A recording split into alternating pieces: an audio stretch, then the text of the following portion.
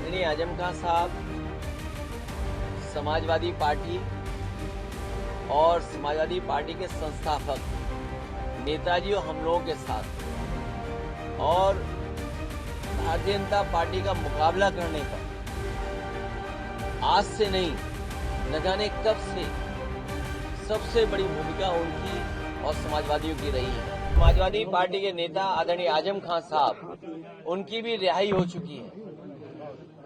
इसके लिए मैं कोर्ट को धन्यवाद देना चाहता हूं और यही हम समाजवादियों का भरोसा था कि कोर्ट न्याय करेगा और उन्हें न्याय मिलेगा। हमें उम्मीद है कि आने वाले समय में एक भी झूठा मुकदमा या इस तरह का सरकार जो लगातार भारतीय जनता पार्टी की और वहां का विधायक खासकर जो रामपुर का विधायक वो भारतीय जनता पार्टी के लोग मिलकर के और एक ऐसा अधिकारी जिसको एक्सटेंशन पे एक्सटेंशन पे एक्सटेंशन पे एक्सटेंशन पे एक्सटेंशन कम बोला है मैंने लगातार मिला है, वो अन्याय नहीं करेंगे।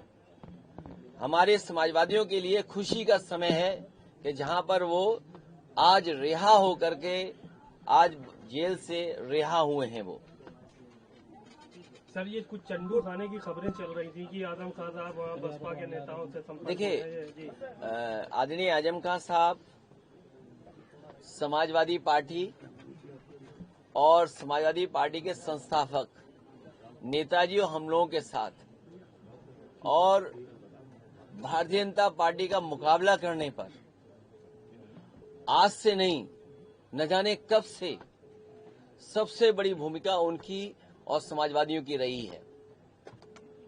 और आज तो इतना खुशी का ये भी समय है कि जब आज मैं इन लोगों से मिल रहा हूं जहां एक पुरानी जगह पहुंचे वहीं पर उन्हें भी आज ही न्याय मिला है और हमें उम्मीद है कि आने वाले समय में उनके सभी मुकदमे खत्म होंगे और समाजवादी सरकार बनने पर जिस तरीके से मुख्यमंत्री जी ने अपने मुकदमे वापस लिए हैं, उन्होंने न केवल अपने मुकदमे वापस लिए हैं बल्कि डिप्टी सीएम के भी मुकदमे वापस लिए हैं, तमाम भाजपाई नेताओं के मुकदमे वापस लिए हैं।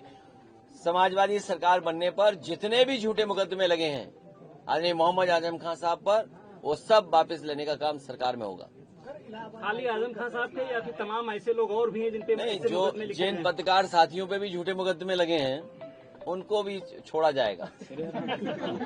और भाई आप पे इनकम टैक्स हो, ईडी हो, उसमें भी आपकी मदद होगी। इलाहाबाद हाईकोर्ट का जो ऑर्डर आया है, अब उसमें उत्तर प्रदेश गवर्नमेंट ने कहा है कि पॉलिटिकल रैलीज में भी जातियों का शब्द इस्तेमाल नहीं होगा। किस तरह से फिर आगे रैलियां बताओ, सरकार अब जागी है जब स्वजाति लोगों को, वर्चस्ववादी लोगों को और ताकतवर लोगों को हर जगह बैठाया हुआ है। अगर आपका चैनल उन्हें सही चलाना है तो हो सकता है उस चैनल का हेड भी हटा दें। अखबारों के हेड तो हटे ही हटे हैं। तो ये जो 5000 साल पुरानी बातें थीं उनको दूर कैसे करेंगे। बाबा साहब भीमराव अम्बेडकर जी को जाति की वजह से भेदभाव का सामना करना पड़ा। एनिमिलेशन ऑफ कास्ट उनकी जो किताब है, निबंध है, ऐसे वो पढ़ने लायक है कि किस तरह जाति के आधार पर भेदभाव हुआ है, लोग अपमानित हुए। डॉक्टर राम मनोहर लोहिया जिंदगी भर इस बात को कहते रहे कि जाति तोड़ो, समाज की व्यवस्था बने और जाति तोड़ने का काम हो। नेताजी लगातार इस बात को करते रहे, संघर्ष करते रहे, हम सब लोग जोड़ते रहे। कभी बहुजन समाज के नाम पर हम सब लोग जुड़े एक साथ और आज भारतीय जनता पार्टी पीडीए से घबरा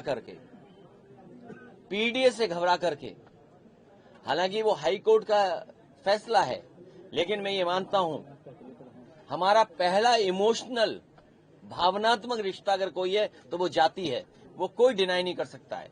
मुझे उम्मीद है कि भविष्य में कोर्ट इस बात को भी कहेगा कि जातियां कैसे खत्म हो, जातियों की भेदभाव कैसे खत्म हो। कोई हमें जाति के आधार पर हमारा घर मकान न धुलवाए, कोई जाति के आधार पर प्रतिमा न धुलवाए, कोई जाति के आधार पर अगर मैं मंदिर चला जाऊं तो मंदिर गंगा जल से न धोए। हमें उम्मीद है कि ऐसे लोगों के खिलाफ भी कार्रवाई होगी जिन्होंने गंगा जल से किसी का घर धोया हो, मुख्यमंत्री आवास धोया हो, जाने के बाद मंदिर धोया हो।